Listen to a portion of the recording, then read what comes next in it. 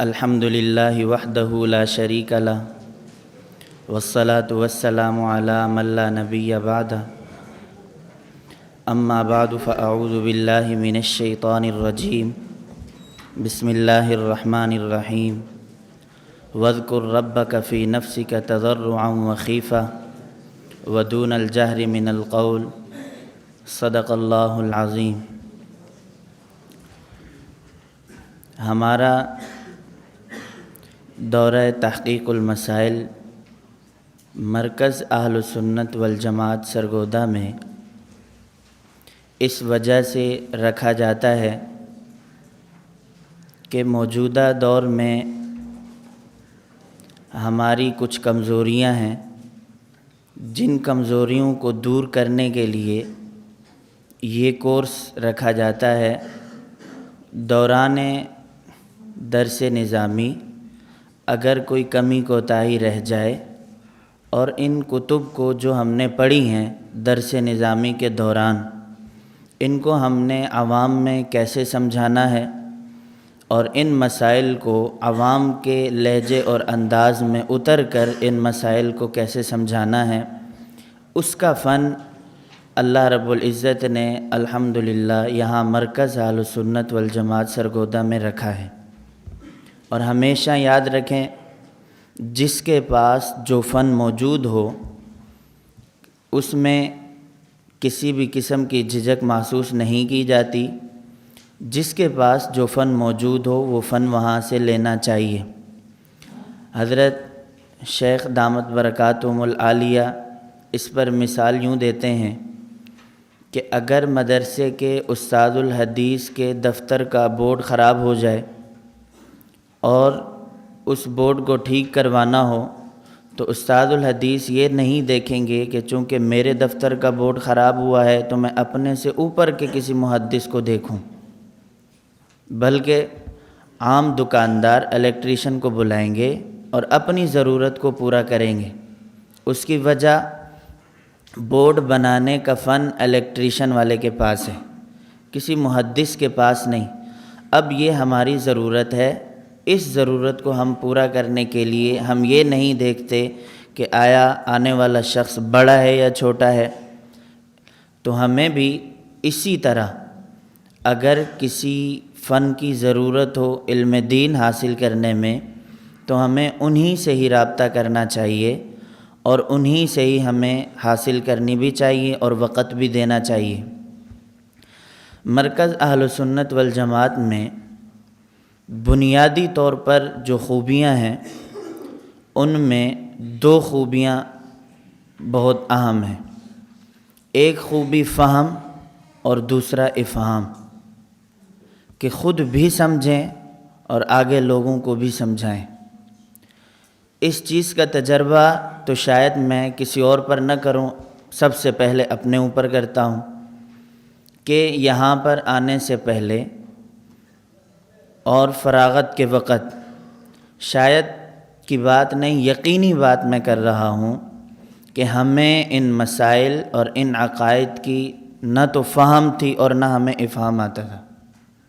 میں کہہ رہا ہوں، میں کسی اور پر تجربہ نہیں کر رہا، میں اپنی مثال آپ کو دے رہا ہوں، اور یہ مثال شاید کہ ہمارے اس مجمع میں اکثر ساتھیوں کے ساتھ بھی ایسی بات ہو، شاید ہو سکتا ہے نہ بھی ہو۔ آپ حضرات کی علمی صلاحیتیں اپنی جگہ ہیں، لیکن بنیادی طور پر جب سے یہاں سے پڑھا اور پھر اس کام کو آگے چلایا، اب تک جو تجربہ ہے وہ یہی ہے کہ ہمارے پاس فہم بھی نہیں ہے اور ہمارے پاس افہام کا فن بھی نہیں ہے، اور یہ دو بہت بنیادی ہیں۔ اگر انسان خود سمجھ جائے تو آگے سمجھانا آسان ہوتا ہے، اور خود بھی نہ سمجھا ہو کسی بات کو تو آگے سمجھا بھی نہیں سکتا۔ اور دوسری بات کہ انسان کی زبان سے بات وہ نکلے کہ جس سے اعتراضات اور شبہات کے دروازے بند ہوتے ہوں، وہ بات اپنی زبان سے ہرگز نہ کریں جس سے اعتراضات اور شبہات کے دروازے کھلتے ہوں۔ حضرت استاذی دامت برکاتہم العالیہ ترجمے میں بھی قرآن مجید کی آیات کا ترجمہ فرمائے یا احادیث مبارکہ کا، تو ہمیشہ یہی بات فرماتے ہیں کہ ترجمہ ایسا کریں کہ اعتراضات کے دروازے نہ کھلیں بلکہ اعتراضات کے دروازے بند ہوں، اور اپنی گفتگو کے دوران اپنی بات کو بھی ناپ تول کر کریں کہ اس سے اعتراضات کے دروازے کھلیں نہ اعتراضات کے دروازے بند ہوں۔ تو مجھے اور آپ کو بھی چاہیے کہ جب ہم طلباء کو دوران سبق کوئی کتاب پڑھائیں یا مجمع میں کسی بات کو سمجھائیں تو ان دونوں باتوں کا ہمیں اہتمام کرنا چاہیے۔ تیسری بات کہ ان مسائل کو یہاں الگ سے کیوں پڑھایا جاتا ہے۔ تقریباً 1 سال قبل کی بات ہے کہ کراچی میں ایک بہت بڑے ادارے کے ہمارے ساتھی ہیں، وہ مجھے کہنے لگے کہ مولانا صاحب یہ چیزیں تو آپ الگ سے پڑھا رہے ہیں، حالانکہ یہ چیزیں تو ہم نے کتابوں میں پڑھی ہیں، الگ سے آپ کو پڑھانے کی کیا ضرورت ہے؟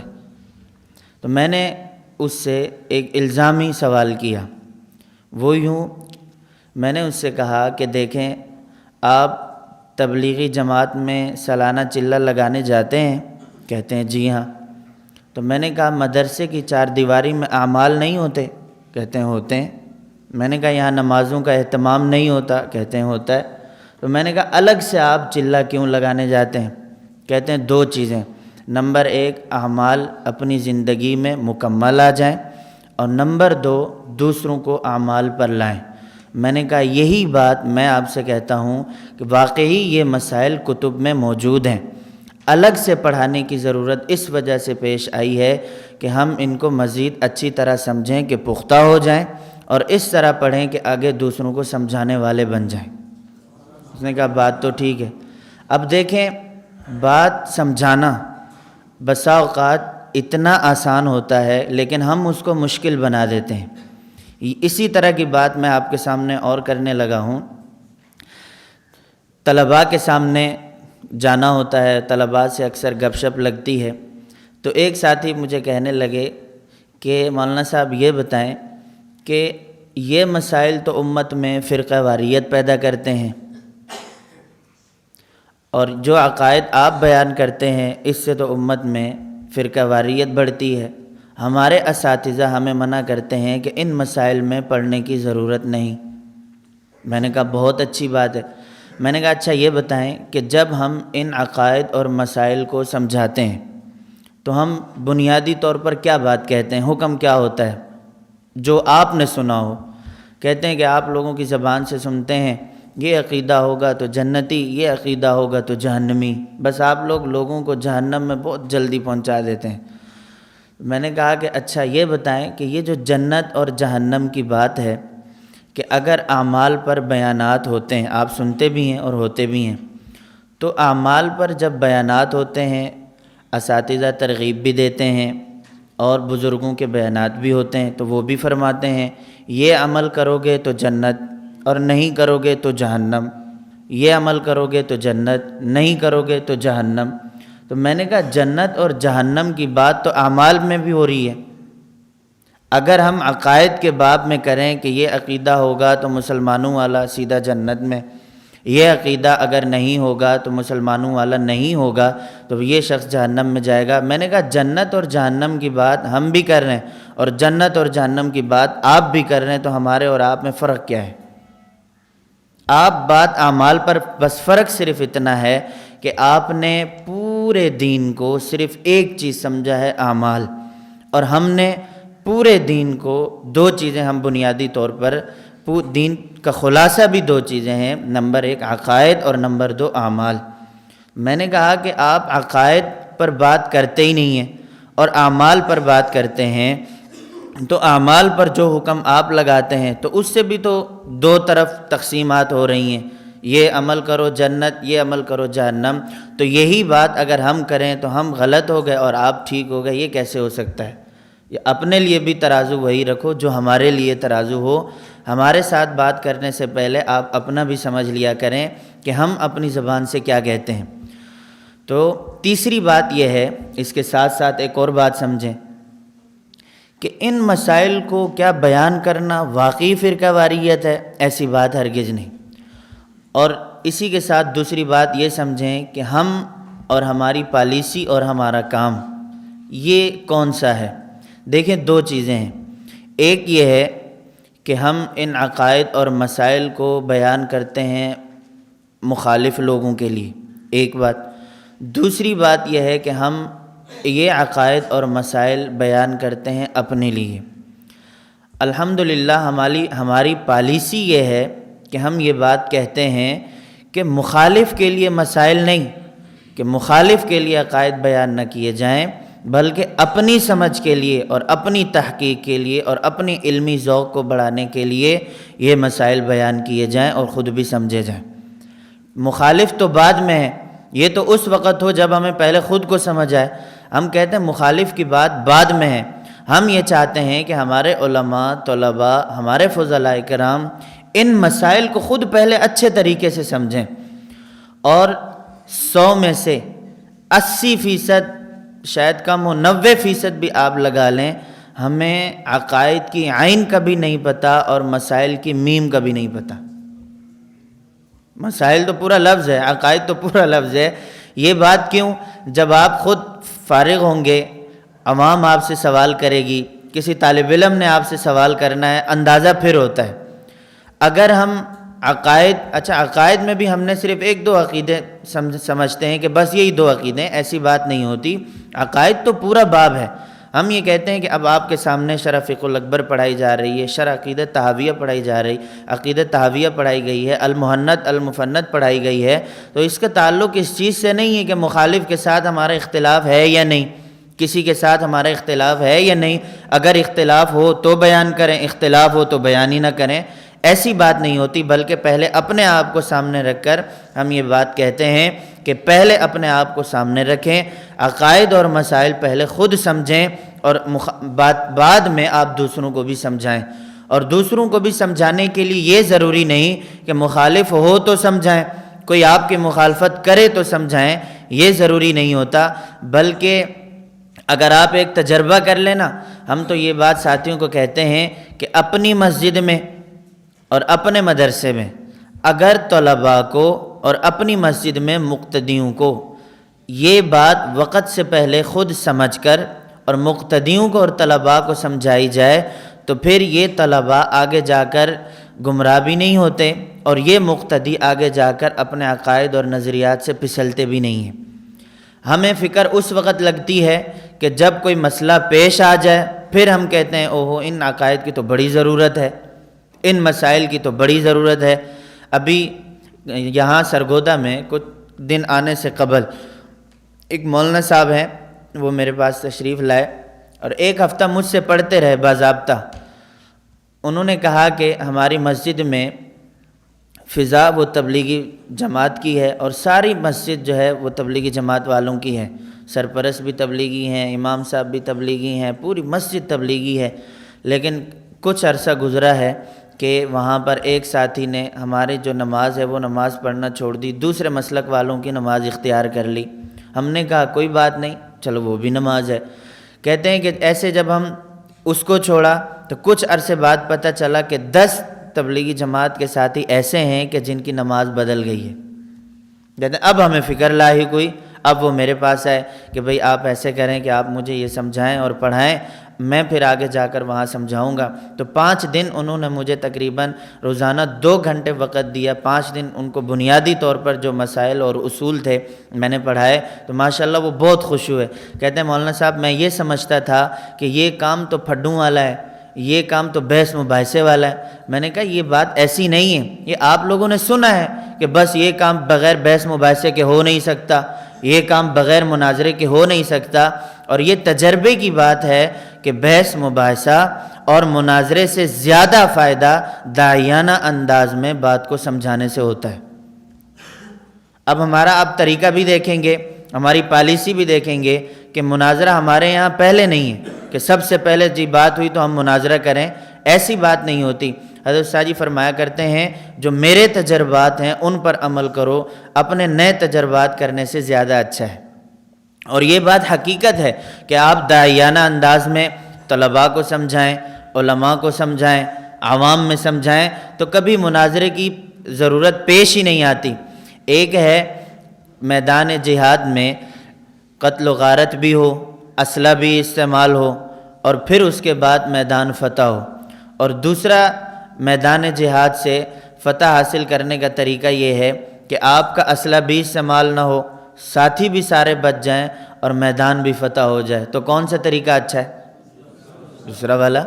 تو حضرت استاجی اس وجہ سے اس فن کے امام ہیں کہ حضرت استاجی فرماتے ہیں کہ ہم وہ طریقہ اپناتے ہیں کہ بحث مباحثہ بھی نہ ہو، مناظرہ بھی نہ ہو، وقت بھی نہ لگے، اور بغیر اس کے ہم میدان فتح کر لیں۔ ہمارے پاس یہ فن ہے، دونوں فن ہیں، لیکن ہم جس پر عمل کرتے ہیں کہ وقت بھی نہ لگے، بحث مباحثہ بھی نہ ہو، مناظرہ بھی نہ ہو، اور ہم میدان فتح کر لیں، وہ سب سے بہترین کام داعیانہ انداز ہے۔ اسی کو میں بھی آپ کے سامنے یہی بات رکھتا ہوں کہ آپ اپنا طالب علمی کا زمانہ، یہ جو بات، اگر میں یہ بات آپ کے سامنے سچی بات کہتا ہوں، اگر مجھے پتہ ہوتا اس بات کا اپنے وقت سے پہلے کہ اس طرح پڑھائی ہوتی ہے، تخصص ہوتا ہے، یا 12 دن کا کورس ہوتا ہے، اتنی محنت کے ساتھ اگر ہم درس نظامی کے پورے 8 سالوں میں یہ 12 دن بھی لگا لیتے تو آج اس سے بھی زیادہ ہم آگے ہوتے۔ میں آپ کو اپنی بات کہہ رہا ہوں، میں پھر بھی کہہ رہا ہوں، دوسروں کی بات نہیں، اپنی بات میں کہہ رہا ہوں۔ جب فراغت ہو رہی تھی تو میرے ذہن میں، جیسے آپ لوگ بھی دورے میں ہوں گے تو ساتھی بھی ہوں گے دورے میں، تو میں ساتھیوں سے پوچھتا رہتا ہوں جو دورے میں ہوتے ہیں، میں کہتا ہوں اب آپ لوگوں کی آج کل کیا بحث چل رہی ہے؟ کہتے ہیں بس ہم یہی سوچ رہے ہیں کہ کیا کریں، اب کیا کریں، اب مطلب کہیں تدریس کریں، امامت کریں، کیا کریں، ہم بہت پریشان ہیں۔ تو میں اپنی حقیقت بھی یہی بتا رہا ہوں، جب میں فارغ ہو رہا تھا تو میں بھی یہی سوچتا تھا کہ پتہ نہیں کون ہم سے مسائل پوچھے گا، کوئی اپنی مسجد میں امام رکھیں گے تو پہلے انٹرویو لیں گے، پتہ نہیں ہم اس میں پاس بھی ہوتے ہیں یا نہیں، اور اگر کسی مدرسے میں تدریس کے لیے درخواست دی تو پتہ نہیں کوئی مدرس بھی رکھے گا یا نہیں، تو ہم کیا کریں گے؟ تو الحمدللہ میں آپ کے سامنے کھلی بات کہہ رہا ہوں، جب فراغت ہوئی بس اپنے کانوں میں یہ بات بٹھا دی کہ بس 1 سال سرگودا مرکز کو دینا ہے، اور یہاں پر جب آئیں تو آپ اعدادیہ کے طالب علم دور کی بات ہے، آپ حفظ کے طالب علم بن کر رہے ہیں۔ اعدادیہ کے طالب علم دور کی بات ہے، حفظ کے طالب علم بن کر اگر آپ یہاں سرگودا میں 1 سال لگا لیں تو آپ کے 8 سال ایک طرف اور آپ کا 1 سال ایک طرف۔ میں بالکل تجربے کی بات، اچھا یہ تو دور کی بات ہے، اور میں اگلی بات آپ سے کہتا ہوں، آپ اپنے 1 سال کی پڑھائی ایک طرف، اور یہاں پر 1 دن کا سبق بھی دور کی بات ہے، 1 گھنٹے کا سبق ایک طرف۔ جو کمزوریاں ہوں وہ ہمیں سمجھنی چاہیے۔ تو خیر، میں آپ کے سامنے یہ بات کر رہا تھا کہ ان مسائل کو بنیادی طور پر سمجھنے کی ضرورت یہ ہے کہ ہمیں خود کو سمجھ آ جائیں۔ جب ہمیں خود سمجھ آ جائیں گے تو پھر آگے سمجھانا بہت آسان ہوگا۔ تو خیر، اب میں اپنے مسئلے کی طرف آنے لگا ہوں۔ ہمارا اس وقت جو سبق ہے وہ نماز میں آمین آہستہ کہنے سے متعلق ہے۔ اس سے پہلے چند تمہیدی باتیں سن لیں۔ کسی بھی مسئلے کو سمجھنے سے پہلے اور کسی بھی مخالف کے عقائد اور نظریات کو سمجھنے سے پہلے اگر بنیادی باتوں کو سمجھ لیا جائے تو دلائل بہت دور کی بات ہے، آپ کو اس بات کی ضرورت ہی پیش نہیں آئے گی کہ آپ دلیل پیش کریں، بلکہ اگر کسی مخالف کی بات کو سمجھ لیا جائے اور اپنے موقف کو سمجھ لیا جائے تو پھر کام بہت آسان ہو جاتا ہے۔ دلیل بہت دور کی بات ہے، دلیل سے پہلے ہی سامنے والے کو، مخاطب کو بات سمجھ آ جاتی ہے، اور مخاطب کو دلیل دینے سے پہلے ہی وہ اپنے مسلک سے رجوع بھی کر لیتا ہے۔ اگر کچا ہو، پکا ہو تو اس نے تو ویسے نہیں ماننا۔ غیر مقلدین حضرات اپنے مسلک کی دعوت دینے کے لیے 4 کام کرتے ہیں۔ نمبر 1، مسئلہ تقلید کو بنیاد بنا کر عوام میں اختلاف پیدا کرتے ہیں، اور یہ بات کہتے ہیں کہ اگر آپ کو امام کی بات لینی ہو تو آپ حنفیوں کے پاس جاؤ، اور اگر آپ کو پیغمبر کا فرمان لینا ہو تو ہم اہل حدیثوں سے رابطہ کرو۔ اب دیکھیں، بہت آسان سی بات ہے، کسی بھی عوام کو سمجھانے کے لیے بہت آسان سی بات ہے۔ اس پر میں ایک واقعہ پیش کرتا ہوں۔ جس سال میں یہاں سرگودا میں تخصص کر رہا تھا تو ہمارے کچھ ساتھی تھے، وہ سال میں چل رہے تھے، تو ایک ساتھی کو پتہ تھا، بلکہ اکثر ساتھیوں کو پتہ تھا کہ یہ سال سرگودا میں لگا رہے ہیں۔ ساتھی کا مجھے فون آیا اور کہنے لگے کہ بھائی میری تشکیل ہوئی ہے ایک مسجد میں، اور میرے ساتھ سارے ساتھی جو ہے وہ عوامی ہیں اور میں ایک عالم ہوں۔ یہاں پر مسجد جو ہے وہ اہل حدیث حضرات کی ہے۔ نماز کے بعد امام صاحب کھڑے ہو گئے، انہوں نے کہا کہ جو رسول اللہ صلی اللہ علیہ وسلم کو ماننے والے ہیں وہ میرے دائیں طرف آ جائیں، اور جو ابو حنیفہ کو ماننے والے ہیں وہ میرے بائیں طرف آ جائیں۔ تو وہ ساتھی کہتے ہیں کہ میں بیٹھا رہا، جیسے میں نے دیکھا کہ پہلے ان کی مسجد کے نمازی دائیں طرف چلے گئے، ہمارے ساتھی مجھے دیکھ رہے ہیں کہ مولانا صاحب بھی اٹھ رہے ہیں یا نہیں، تو کہتے ہیں میں بیٹھا رہا، اتنے میں دیکھا کہ ہماری جماعت کے ساتھی بھی ان کے دائیں طرف چلے گئے۔ اب میں اکیلا رہ گیا، اب میں نہ بات کر سکتا تھا نہ مجھے ان چیزوں کا خود پتہ تھا، تو میں بھی خاموشی سے اسی طرف چلا گیا۔ ایسے ہی ہونا۔ پھر اس کے بعد انہوں نے رابطہ کیا اور فون پر وہ روزانہ مجھ سے فون پر پیکج لگاتے اور روزانہ فون پر 1 گھنٹہ وہ مجھ سے پڑھتے تھے کہ یار یہ جو بنیادی مسائل ہیں نا یہ مجھے سمجھا دو، اور بنیادی جو باتیں کیونکہ سال میں چلنا ہے تو یہ مسائل بہت پیش آتے ہیں۔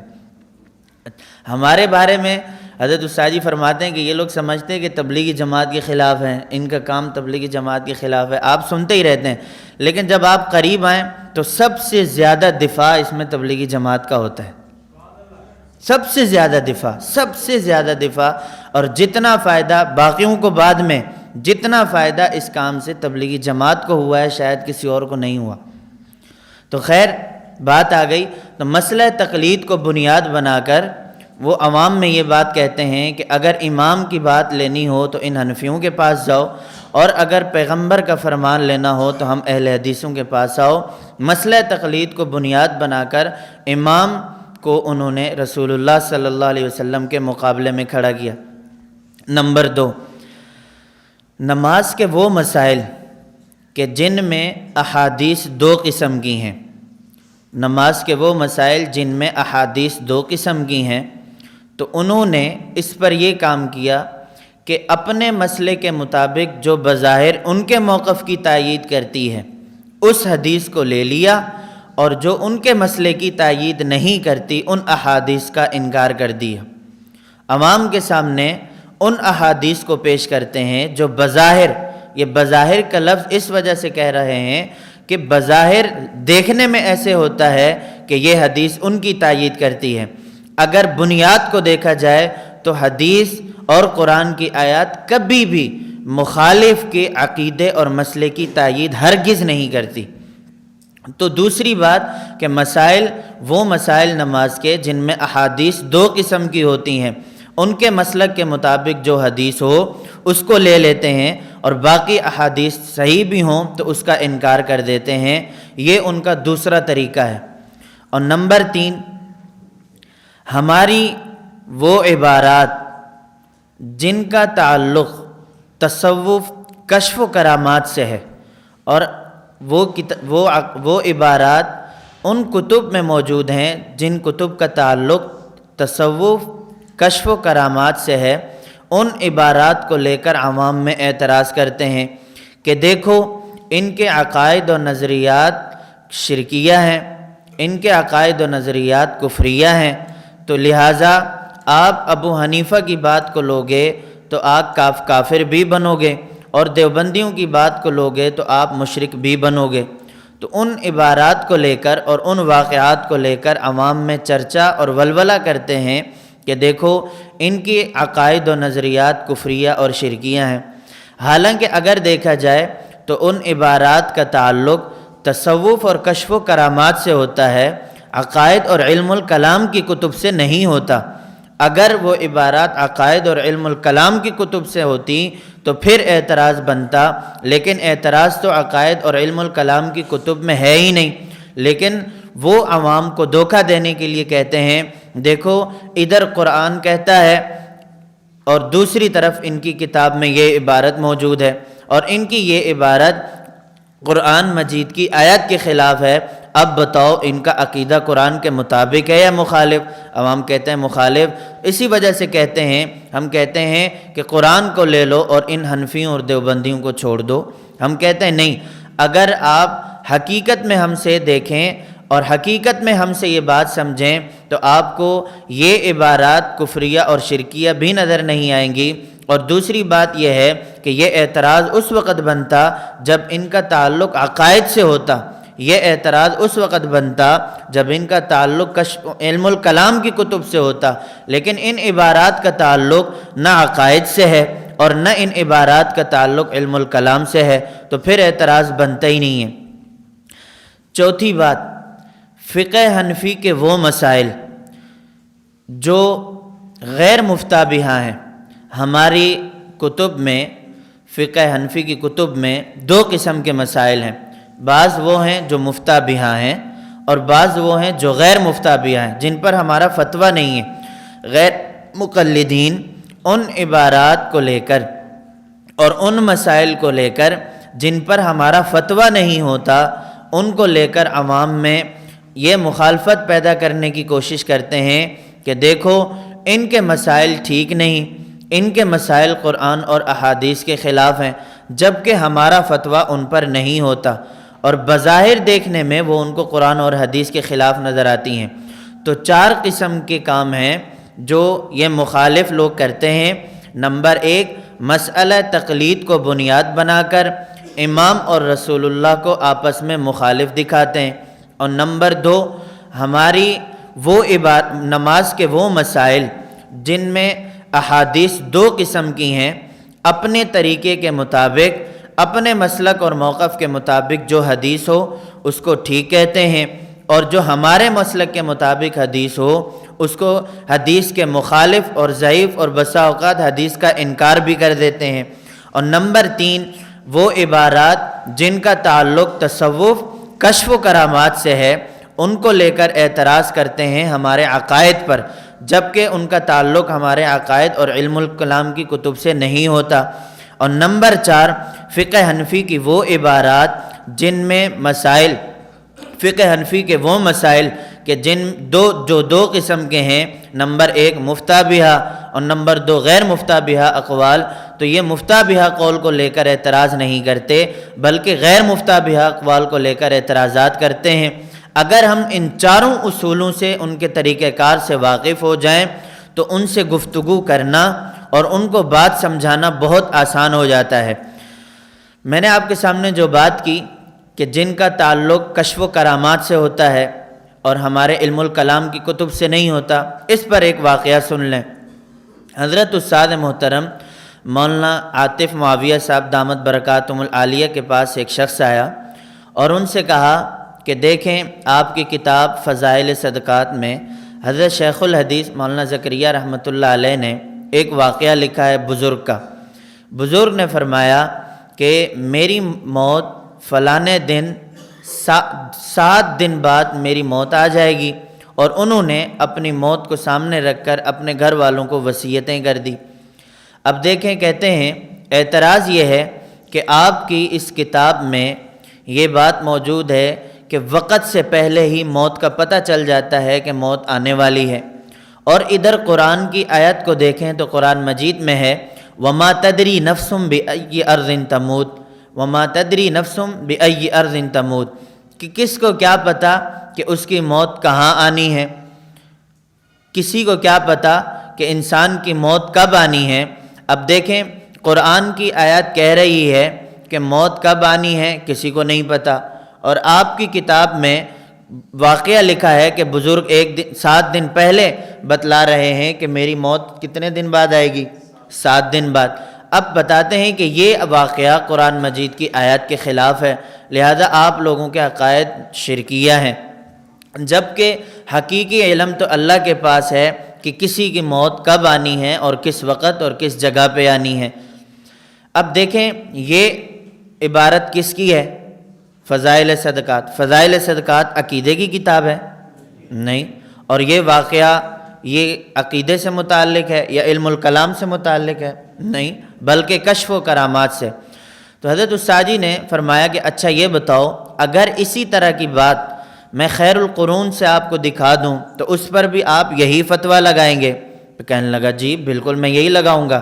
تو حضرت استاد جی فرمانے لگے کہ کتاب الجنائز صحیح بخاری میں امام بخاری رحمۃ اللہ علیہ نے باب باندھا کہ وقت آنے پر اگر ضرورت پیش آئے تو کیا انتقال میت جائز ہے یا نہیں۔ اس کے تحت امام بخاری رحمۃ اللہ علیہ نے حضرت جابر بن عبداللہ رضی اللہ تعالی عنہ کا واقعہ ذکر کیا کہ حضرت جابر رضی اللہ تعالی عنہ کو ان کے والد حضرت عبداللہ نے کسی جنگ کے آنے سے پہلے بلایا اور کہا کہ دیکھو بیٹا، کل جنگ ہوگی اور فلانی جگہ پر ہوگی، کفار میں یہ بندے قتل کیے جائیں گے اور مسلمانوں میں یہ بندے شہید ہوں گے، اور مسلمانوں میں سب سے پہلے شہید ہونے والا کل میں عبداللہ ہوں گا۔ تو اب دیکھیں، یہی بات تو صحیح بخاری میں امام بخاری رحمۃ اللہ علیہ نے کتاب الجنائز میں ذکر کی، وہاں پر بزرگ نے بات کی تو اپنی موت کی اطلاع 7 دن پہلے دی، اور حضرت عبداللہ رضی اللہ تعالی عنہ اپنے بیٹے حضرت جابر کو 1 دن پہلے بتا رہے ہیں، تو جو فتویٰ آپ اس پر لگائیں وہی فتویٰ آپ یہاں پر لگائیں۔ اس نے کہا نہیں، دراصل بات یہ ہے کہ یہ تو صحابی کی کرامت ہے۔ ہم کہتے ہیں جس طرح آپ صحابی کی کرامت کو مانتے ہیں، اسی طرح ہم ولی کی کرامت بھی مانتے ہیں۔ جس طرح صحابی کی کرامت ٹھیک ہے، احادیث سے ثابت ہے، اسی طرح ولی کی کرامت بھی احادیث سے ثابت ہے۔ اب دیکھیں، بات کو سمجھانا بہت آسان ہوتا ہے۔ ہمارے یہاں تعویذ بھی چلتے ہیں تو وہ کہتے ہیں دیکھو یہ مشرک لوگ ہیں، لوگوں کو تعویذ دیتے پھرتے ہیں۔ تعویذات پر آپ نے دیکھا ہوگا بات چلتی ہے، اگر یہی کام یہ لوگ خود کریں تو ان کے نزدیک ٹھیک ہوتا ہے، اور اگر ہم کریں اور قرآن اور حدیث کے مطابق کریں تو یہی کام ان کے نزدیک غلط ہو جاتا ہے۔ ان کے صوفی ہیں، ان کا نام ہے غیر مقلد صوفی عبداللہ۔ انہوں نے، ان کی کتاب ہے صوفی عبداللہ کے حالات و خدمات، اور ان کا اہل حدیث بننے کا واقعہ یہ لکھا ہے کہ مولوی افضل نامی شخص نے ان کو بلایا اور کھانا کھلایا۔ اس کھانا کھلانے کے بعد یہ صوفی عبداللہ صاحب اہل حدیث ہو گئے۔ کھانا کھلا کر اہل حدیث بناتے ہیں۔ تو کسی کو حضرت استاد جی فرمایا کرتے ہیں کہ مال دے کر اہل حدیث بناتے ہیں، کسی کو کھانا کھلا کر اہل حدیث بناتے ہیں، اور کسی کو لڑکیاں دے کر اہل حدیث بناتے ہیں۔ ہم کسی سے لیتے ہیں، ہم کھانا بھی لیتے ہیں، ہم مال بھی لیتے ہیں، اور ہم نکاح کے لیے لڑکیاں بھی لیتے ہیں، لیکن اپنوں سے لیتے ہیں، غیروں سے نہیں لیتے۔ ہم اپنوں سے لیتے ہیں، غیروں سے نہیں لیتے۔ اس پر ایک مجھے بات یاد آ گئی، حضرت استاد جی دامت برکاتہم العالیہ کا کراچی میں بیان تھا، تو استاد جی نے طلباء میں تقریباً 1.5 گھنٹہ بیان فرمایا۔ اس میں فرمانے عنوان یہ تھا کہ کبھی بھی مخالف کی دلیل سے پریشان نہ ہو۔ کیوں؟ اس کی وجہ یہ ہے کہ اگر آپ مخالف کی دلیل کو دیکھیں گے تو اس میں خود جوابات موجود ہوتے ہیں۔ اگر ان کی دلیل عقلی ہو تو جواب بھی عقلی بن جاتا ہے، اور اگر ان کی دلیل نقلی ہو تو اس میں جواب بھی نقلی موجود ہوتا ہے۔ ہم خواہ مخواہ ان کی دلیل سے پریشان ہوتے ہیں، تو پہلے ہمیں ان کی دلیل کو بھی دیکھ لینا چاہیے۔ اپنے دلائل اور موقف پیش کرنا بہت دور کی بات ہے۔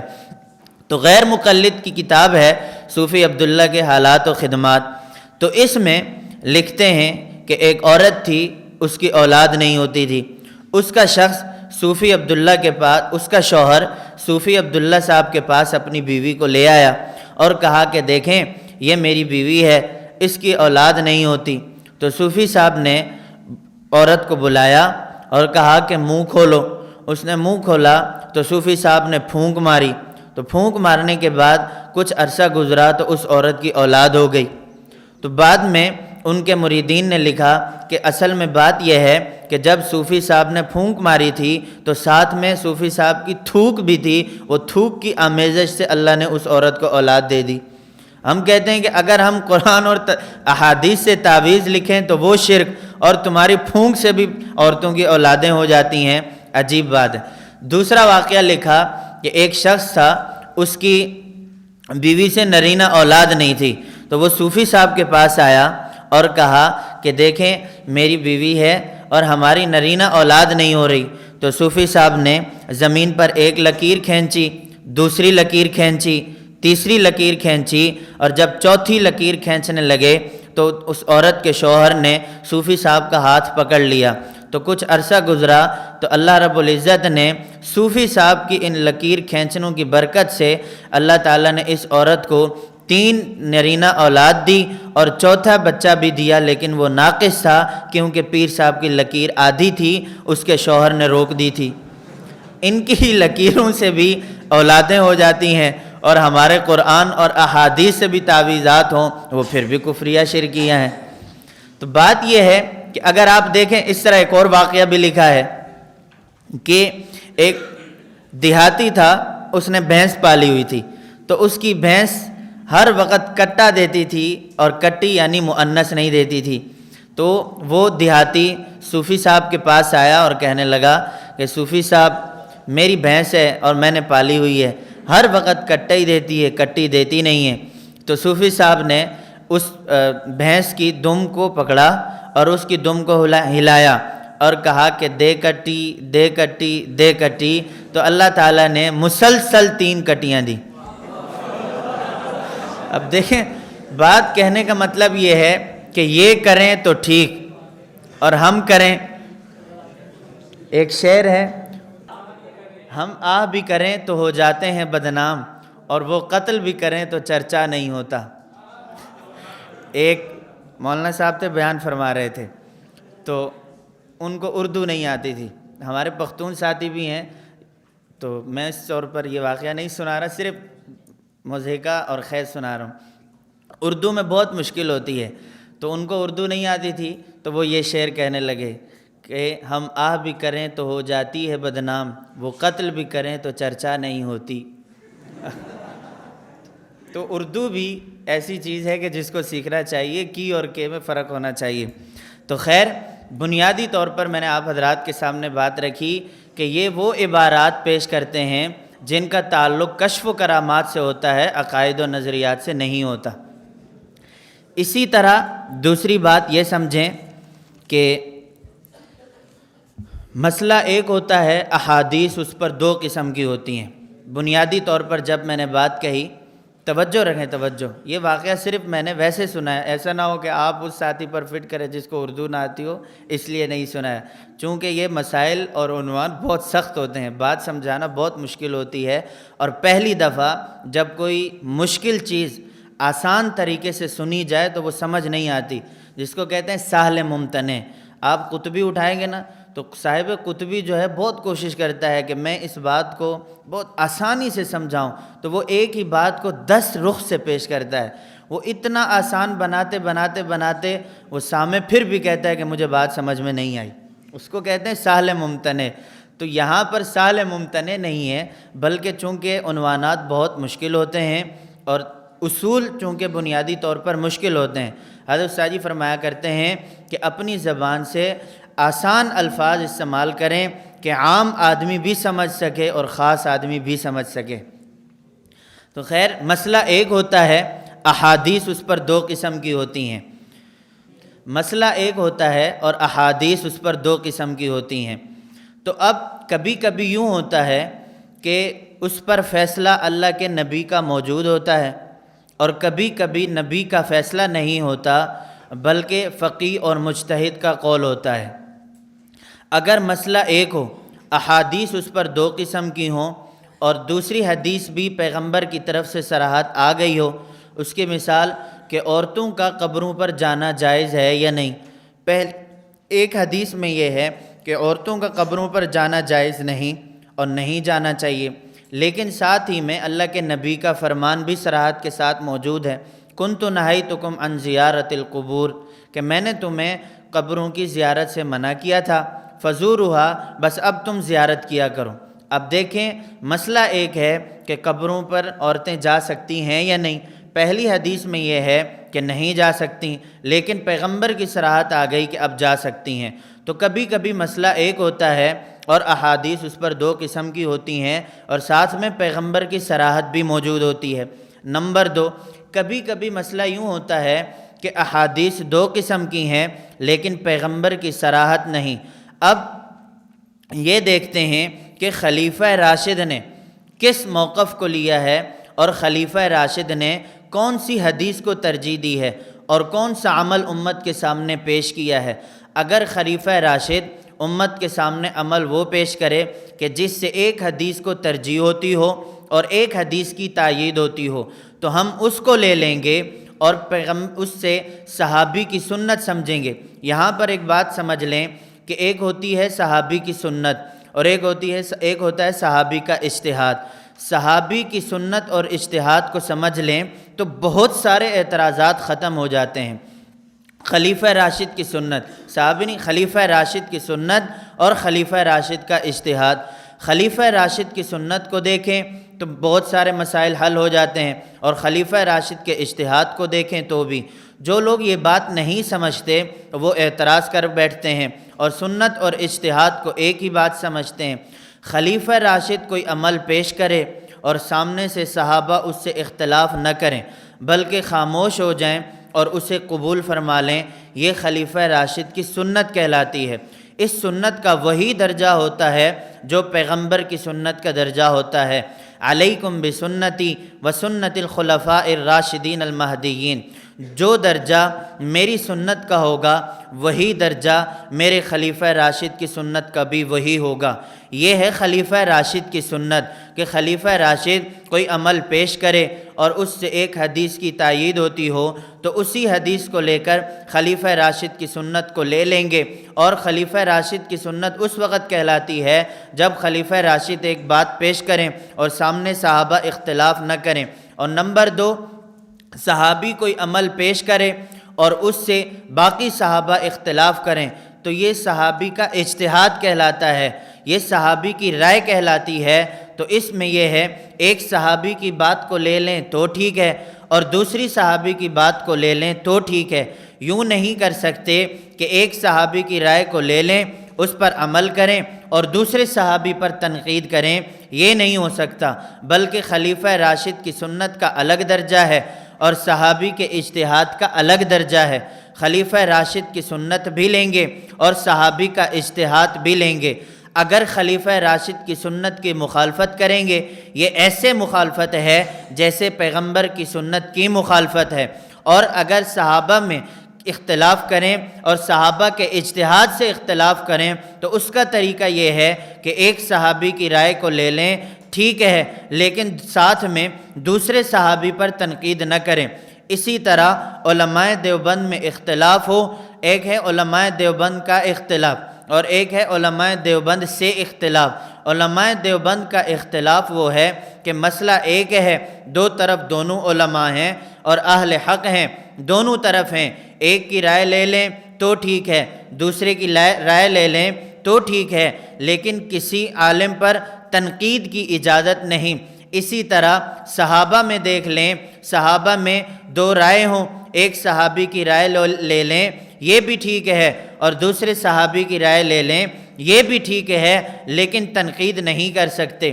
تو خیر، ہمارے پیغمبر نے جو اپنی سنت کو درجہ دیا اپنے فرمان میں، صحابی خلیفہ راشد کی سنت کا بھی وہی درجہ دیا۔ جیسے حضرت عمر رضی اللہ تعالی عنہ کو دیکھیں، حضرت عمر رضی اللہ تعالی عنہ نے علی الاعلان فرما دیا کہ آج کے بعد کوئی شخص 3 طلاق دے تو وہ 3 ہی شمار ہوں گی، وہ ایک شمار نہیں ہوگی۔ اس جملے کا ہرگز مطلب یہ نہیں کہ حضرت عمر رضی اللہ تعالی عنہ کے دور سے پہلے 3 طلاق ایک ہوتی تھی اور حضرت صدیق اکبر کے دور میں 3 طلاق ایک ہوتی تھی، یہ مطلب نہیں، بلکہ اللہ کے نبی کے دور میں طلاق دینے کا رواج اور تھا۔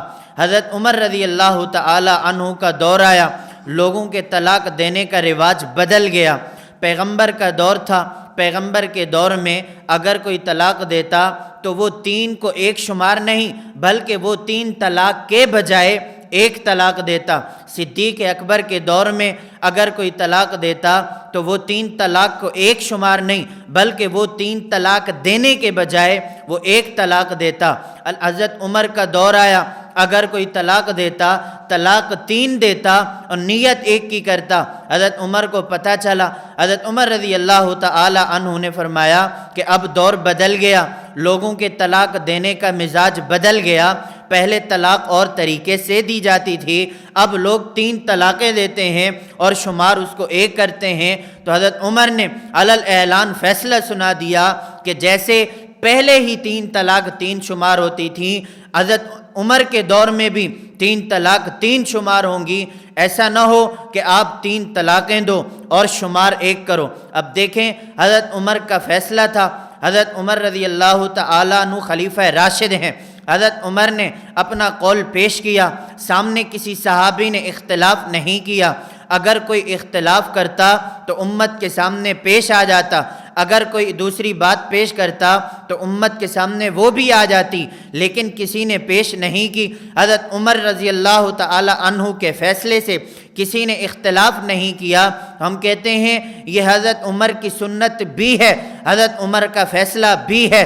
اگر آپ دوسرے طریقے سے نہ مانیں کہ ہم نے کلمہ حضرت عمر کا نہیں، ہم نے پیغمبر کا پڑھا ہے، ہم حضرت عمر کی بات کو نہیں مانیں گے، ہم پیغمبر کی بات کو مانیں گے، ہم کہتے ہیں پیغمبر کی بات کو ماننا ہے تو پورا مانو۔ پیغمبر نے یہ بھی فرمایا ہے، علیکم بسنتی وسنت الخلفاء الراشدین المہدیین، جو درجہ میری سنت کا ہے وہی درجہ میرے خلیفہ راشد کی سنت کا بھی ہے۔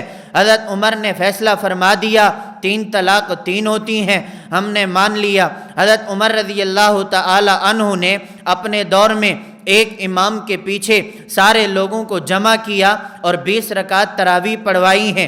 یہ 20 رکعت تراویح حضرت عمر کا فیصلہ نہیں، یہ ثابت تو اللہ کے نبی سے ہیں، لیکن حضرت عمر نے صرف ایک کام کیا کہ ایک امام کے پیچھے سارے لوگوں کو جمع کر دیا۔ چونکہ ہر کوئی شخص حافظ نہیں تھا تو حضرت عمر رضی اللہ تعالی عنہ نے یہ فیصلہ فرمایا کہ آج کے بعد تراویح ہوگی، ایک امام کے پیچھے ہوگی، پورا مہینہ ہوگی، مسجد میں ہوگی، جماعت کے ساتھ ہوگی۔ حضرت عمر نے فیصلہ سنایا، کسی صحابی نے اختلاف نہیں کیا۔ یہ حضرت عمر کی سنت ہے، علیکم بسنتی وسنت الخلفاء الراشدین المہدیین۔ اگر پیغمبر کے دور میں 20 رکعت تراویح نہ بھی ہوتی، ہم پھر بھی حضرت عمر کی سنت کو مانتے۔ وجہ یہ حضرت عمر رضی اللہ تعالی عنہ کی سنت ہے، حضرت عمر خلیفہ راشد ہیں۔ حضرت عثمان کو دیکھیں کہ حضرت عثمان رضی اللہ تعالی عنہ نے اذان ثانی، جمعے کی دوسری اذان کا اضافہ فرمایا، پیغمبر کے دور میں نہیں تھی، صدیق اکبر کے دور میں نہیں تھی، حضرت عمر کے دور میں نہیں تھی۔ حضرت عثمان نے فیصلہ فرمایا، صحابہ نے مان لیا، اب یہ حضرت عثمان کی سنت ہے، ہم اس کو وہی درجہ دیں گے جو پیغمبر کی سنت کو دیتے ہیں۔ ہم پیغمبر کی بات لیتے ہیں تو پوری لیتے ہیں، ہم پیغمبر کی بات لیتے ہیں تو ادھوری نہیں، ہم پیغمبر کی بات پر عمل کرتے ہیں تو پورا عمل کرتے ہیں۔ جہاں اللہ کے نبی نے اپنی سنت کا مقام اور رتبہ بتایا، وہاں پر اللہ کے نبی نے اپنے خلیفہ راشد کی سنت کا درجہ بتایا۔ اسی وجہ سے ہم یہ بات کہتے ہیں، ہم پیغمبر کی پوری بات کو مانتے ہوئے ہم اللہ کے نبی کی سنت کو بھی مانتے ہیں، ہم خلیفہ راشد کی سنت کو بھی مانتے ہیں۔ تو بات خلیفہ راشد کی سنت سے ہے، ہم خلیفہ راشد کی سنت سے اختلاف ہرگز نہیں کر سکتے۔ آپ کریں تو بڑے شوق سے کریں، لیکن ہم یہ کام کیوں کرتے ہیں، وجہ ہم سے پوچھیں۔ تو میں یہ بات کہہ رہا تھا کہ کبھی کبھی مسئلہ ایک ہوتا ہے اور احادیث اس پر 2 قسم کی ہوتی ہیں۔ یہ بات آپ کے سامنے میں نے تفصیل سے رکھی۔ اگلی بات، موجودہ دور کے اہل الحدیث بھی ہیں، اور آپ کتب دیکھیں گے تو آپ کو پرانے زمانے کی پرانی احادیث میں اور آپ کو کتب احادیث میں اہل الحدیث کے الفاظ بھی ملیں گے، لیکن کبھی دھوکہ ہرگز نہ کھانا۔ جیسے عوام دھوکہ کھا جاتی ہے تو ہمارے خواص بھی دھوکہ کھا جاتے ہیں۔ ہم یہ بات کہتے ہیں کہ موجودہ دور کے جو غیر مقلدین ہیں، انہوں نے اپنا نام اہل الحدیث رکھا اور اصحاب الحدیث رکھا۔ یہ آپ کو سمجھ کب آئے گی؟ جب آپ کے سامنے سعودی عرب کے کسی امام کی بات آئے اور وہ اس میں بات کرتے ہیں اصحاب الحدیث، اہل الحدیث، اور وہ اس میں تعریفات کرتے ہیں، تو اب یہ نادان لوگ، نادان ہی کہہ سکتے ہیں، یہ نادان لوگ کہتے ہیں دیکھو یہ اصحاب الحدیث کی بات کرتے ہیں، دیکھو اہل حدیث کی کتنی فضائل ہیں اور آپ ان فضائل کو مانتے ہی نہیں۔ ہم یہ بات کہتے ہیں عوام کو دھوکہ مت دو، آپ اہل الحدیث میں اور متقدمین اہل الحدیث میں بہت بڑا فرق ہے۔ وہ فرق یہ ہے کہ پرانے متقدمین میں اصحاب الحدیث اہل الحدیث وہ ہوا کرتے تھے جن کو سب سے زیادہ حدیثیں یاد ہوتی، اور آج کے دور میں آپ اہل حدیث اسے مانتے ہو کہ جس کو ایک حدیث بھی آ جائے۔ اور نمبر 2، متقدمین میں اہل الحدیث وہ ہوتے تھے جو بڑوں کا ادب کرتے تھے، اور آپ موجودہ دور کے اہل حدیث اس وقت تک اہل حدیث بن ہی نہیں سکتے جب تک بڑوں کی نافرمانی نہ کریں۔ اور نمبر 2، آپ متقدمین اہل حدیث کو دیکھیں کہ وہ تقلید بھی مانتے تھے، لیکن آپ کو دیکھیں تو آپ سب سے پہلے آپ کہتے ہیں کہ جو شخص تقلید کرے وہ تو مشرک ہے، تو آپ تقلید کو شرک اور کفر کی بنیاد مانتے ہیں، جبکہ متقدمین اہل حدیث تقلید کو مانتے بھی تھے اور تقلید کرتے بھی تھے۔ آپ جس کتاب کا نام بڑے شوق سے لیتے ہیں، صحیح بخاری، جس کو کہتے ہیں اصح الکتب بعد کتاب اللہ البخاری، آپ سب سے پہلے ہم سے بات کریں تو آپ کہتے ہیں حدیث پیش ہوگی تو صحیح بخاری سے، باقی ائمہ تو دور کی بات ہے جس کو آپ مانتے ہیں، اگرچہ آپ بھی اندر تقلید امام بخاری کی کرتے ہیں، لیکن یہ پہلے دیکھ لیں کہ امام بخاری رحمۃ اللہ علیہ بھی کسی کے مقلد ہیں یا نہیں۔ آپ کتاب اٹھا لیں، علامہ سبکی رحمۃ اللہ علیہ فرماتے ہیں کہ امام بخاری رحمۃ اللہ علیہ امام شافعی رحمۃ اللہ علیہ کے مقلد ہیں۔ نواب صدیق حسن خان جو آپ کے گھر کے عالم ہیں، انہی کا حوالہ ہے الحتہ فی ذکر الصحاح الستہ میں، انہوں نے امام بخاری کو امام شافعی کا مقلد لکھا ہے۔ ادھر آپ کہتے ہیں کہ تقلید کرنا شرک ہے، تو کسی تقلید کرنے والے شخص مقلد مشرک کی بات کو آپ کیسے بطور دلیل کے مانتے ہیں؟ اس پر بھی واقعہ ہے، چونکہ وقت بہت کم ہے میں صرف ایک واقعہ سناتا ہوں۔ حضرت استاد محترم مولانا عاطف معاویہ دامت برکاتہم العالیہ کے پاس ایک پنڈ کا ایک دیہاتی شخص آیا۔ وہ کہنے لگا کہ مولانا صاحب یہ بتائیں کہ تقلید کرنا ایمان ہے یا شرک ہے؟ استاد جی نے فرمایا کہ پہلے آپ بتاؤ۔ اس نے کہا تقلید کرنا شرک ہے۔ استاد جی فرمانے لگے کہ اگر آپ سب سے پہلے کسی کتاب کو مانتے ہیں قرآن کے بعد، کس کو؟ کہا صحیح بخاری کو۔ تو استاد جی نے یہی حوالے دیے، فرمایا کہ یہ دیکھو امام بخاری کی تو آپ ہاتھ ہی نہیں لگا سکتے، امام بخاری کا تو آپ نام ہی نہیں لے سکتے۔ ہم ابو حنیفہ کی بات مانیں، ابو حنیفہ کی تقلید کریں تو شرک۔ آپ صحیح بخاری کی روایت لیں اور امام بخاری تو امام شافعی کے مقلد ہیں، آپ اس مشرک کی بات کو مانیں تو آپ ایمان والے، یہ کیسے ہو سکتا ہے؟ تو خیر گفتگو چلی تو اس میں استاد جی نے یہ بات بھی انہیں سمجھائی۔ تو بات میں یہ کر رہا تھا کہ صحیح بخاری دیکھ لیں، امام بخاری اہل الحدیث بھی ہیں، امام بخاری اصحاب الحدیث بھی ہیں، لیکن وہ تقلید بھی مانتے تھے، ان میں بڑوں کا ادب بھی تھا۔ لیکن موجودہ دور کو دیکھیں، ان میں بڑوں کا ادب بھی نہیں اور تقلید بھی نہیں مانتے۔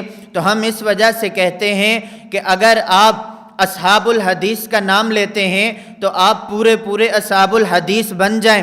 آپ ائمہ کے، یہ جو سعودیہ کے ائمہ ہیں، ان کے کلپوں کو لے کر آپ ہرگز بات نہ کریں، یہ تو پرانے اہل الحدیث کے فضائل اور ان کی تعریف کرتے ہیں، ان کو فٹ آپ نے اپنے اوپر کر لیا۔ یہی وجہ ہے کہ آپ نے ائمہ کو دیکھا ہوگا، ان سعودیہ کے ائمہ کو، وہ امام ابو حنیفہ کی تعریف بھی کرتے ہیں، وہ امام شافعی کی تعریف بھی کرتے ہیں، وہ امام احمد ابن حنبل کی تقلید بھی کرتے ہیں، اور سب سے بڑھ کر بات یہ ہے کہ سعودی عرب میں سب سے زیادہ امام احمد ابن حنبل رحمۃ اللہ علیہ کے مقلد ہیں، سب سے زیادہ تو امام احمد ابن حنبل کے تقلید کرنے والے ہیں۔ اگر تقلید کرنا شرک ہوتی تو سب سے پہلے یہ حضرات سعودی عرب سے ان مقلدین مشرکین کا صفایا کر دیتے۔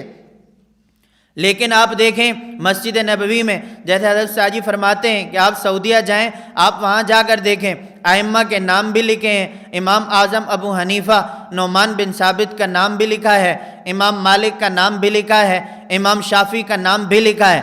جب ہم نے یہ راز عوام کے سامنے کھولے، اب انہوں نے طریقہ بدل دیا کہ کہتے ہیں ہم بھی ان ائمہ کو مانتے ہیں، پتہ ہے اگر نہیں مانیں گے تو یہ ہمارے گلے فٹ ہو جائیں گے۔ اب عوام کو دھوکہ دینے کے لیے کہتے ہیں یہ امام ٹھیک تھے لیکن ان کو ماننے والے ہیں یہ ٹھیک نہیں ہیں۔ امام ٹھیک تھے، اب امام ٹھیک ہو گئے لیکن ان کو ماننے والے ہیں یہ ٹھیک نہیں ہیں۔ اس پر ایک اور واقعہ تھا، میں وہ بھی سنا دیتا، لیکن خیر۔ تو موجودہ دور کے اہل الحدیث اور متقدمین اصحاب الحدیث میں فرق سمجھ گئے۔ آپ ہرگز یہ دھوکہ نہ کھائیں یہ وہی اہل حدیث ہیں، انہی کے فضائل آئے نا، ایسی بات ہرگز نہیں۔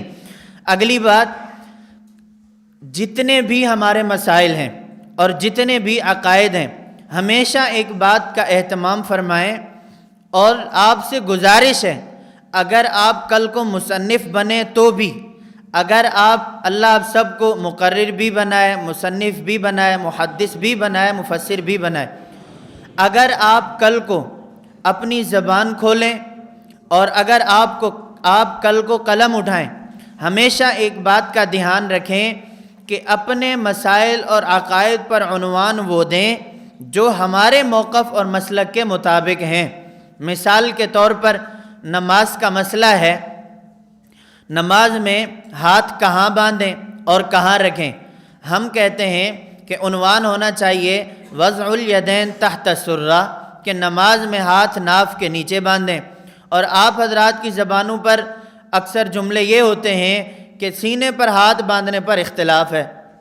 نمبر 2، اگر مسئلہ ہو کہ نماز میں سورہ فاتحہ پڑھیں یا نہ پڑھیں، آپ کہتے ہیں فاتحہ خلف الامام میں اختلاف ہے، اور آپ کتب ہماری دیکھیں اس میں یہی لکھا ہوتا ہے عنوان فاتحہ خلف الامام، حالانکہ یوں نہیں ہونا چاہیے، بلکہ ہم تو امام کے پیچھے سورہ فاتحہ پڑھنے کے قائل ہی نہیں ہیں۔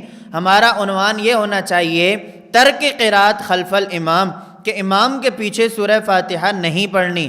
اس پر قریب میں ایک واقعہ ہے، ایک ادارے کے متخصص ہیں، انہوں نے مجھے کہا کہ مولانا صاحب میں ایک جگہ جاتا ہوں تو وہاں ایک شخص نے مجھ سے سوال کیا، کہ میں نے کہا کون سے سوال کیے؟ کہا کہ نماز سے متعلق سوال کیے۔ تو میں نے کہا کون سے سوال؟ پھر ایک ایک سوال وہ کہنے لگے۔ جب انہوں نے سورہ فاتحہ پر بات کی تو کہنے لگے کہ انہوں نے صحیح بخاری سے حدیث پیش کر دی، لا صلاۃ الا بفاتحۃ الکتاب، کہ سورہ فاتحہ کے بغیر نماز نہیں ہوتی۔ تو میں نے کہا آپ نے کیا جواب دیا؟ کہتے ہیں میں نے تو وہ جو افتاح میں پڑھا تھا اور احادیث میں نے پڑھا تھا نا، اساتذہ سے سنا تھا کہ یہاں پر یہ لا کمال نفی کے لیے ہے، مطلب یہ کہ نماز تو ہو جائے گی لیکن کامل نہیں ہوگی۔ میں نے کہا اچھا آپ یہ بتائیں کہ آپ نے یہ جو جواب دیا ہے، اس نے کہا مجھے یہی ایک جواب آتا تھا، باقی تو نہیں آتے تھے، یہی جواب آتا تھا کہ یہاں پر لا جو ہے یہ کمال نفی کے لیے ہے، تو میں نے اس کو یہی جواب دیا۔ میں نے کہا وہ مطمئن ہوا کہ نہیں؟ کہنے لگا نہیں۔ میں نے کہا اچھا یہ بتائیں یہ جو آپ نے جواب دیا ہے کہ یہاں پر لا کمال نفی کے لیے، اس کا مطلب یہ ہے کہ سورہ فاتحہ والی نماز کامل ہے اور بغیر سورہ فاتحہ والی نماز ناقص ہے؟ ایسے ہی ہے نا، جواب کا مطلب یہی بنتا ہے، سورہ فاتحہ پڑھیں گے تو نماز کامل ہوگی اور سورہ فاتحہ نہیں پڑھیں گے تو نماز ناقص ہوگی۔ میں نے کہا اس کا مطلب آپ نے اپنی نماز کو اس کے سامنے ناقص کہا اور اس کی نماز کو اسی کے سامنے آپ نے کامل کہا، بات تو حل ہو گئی۔ ایسے ہی ہوگا۔ تو میں نے کہا یہ جواب آپ نے ٹھیک دیا یا نہیں؟ کہتے ہیں جیسے ہم نے سنا تھا ہم نے تو ویسے ہی جواب دیا ہے۔ تو میں نے ان سے کہا کہ ان مسائل کو تھوڑا سا سمجھ لیں۔ دوسرا اس نے کہا کہ میں صرف اس پر، باقی آپ حضرات نے یہ مسائل پڑھیں یا مزید پڑھیں گے، تو 20 رکعت تراویح پر کہنے لگا، اس نے مجھ سے حدیث کا مطالبہ کیا کہ آپ 20 رکعت تراویح پر حدیث پیش کریں۔ تو میں نے کہا مجھے آتی نہیں ہے، میں آپ کو تلاش کر کے لاؤں گا۔ میں نے کہا آپ اس کو بات سمجھا دیتے 20 رکعت تراویح پر۔ کہتے ہیں نہیں، ہم نے تخصص کیا ہے تو اصول افتاء میں سے ایک اصول یہ ہے کہ اگر سائل سوال کرے جواب نہ آتا ہو تو اس سے تھوڑا سا وقت مانگ لیں۔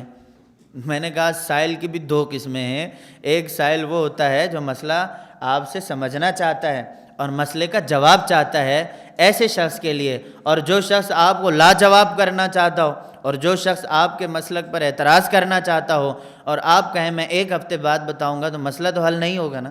باہر تو اس نے ویسے ہی کہنا ہے کہ میں نے بہت بڑے مفتی صاحب سے مسئلہ پوچھا تھا، وہ آیا ہی نہیں تھا، یا اس نے مجھے جواب نہیں دیا تھا۔ میں نے کہا اصول افتاء ہیں، لیکن آپ اصول افتاء پڑھے ہیں لیکن ساتھ سمجھنے کی بھی کوشش کرتے، یوں نہ خیر اصول افتاء یہاں بھی ہیں، ہم نے بھی پڑھے.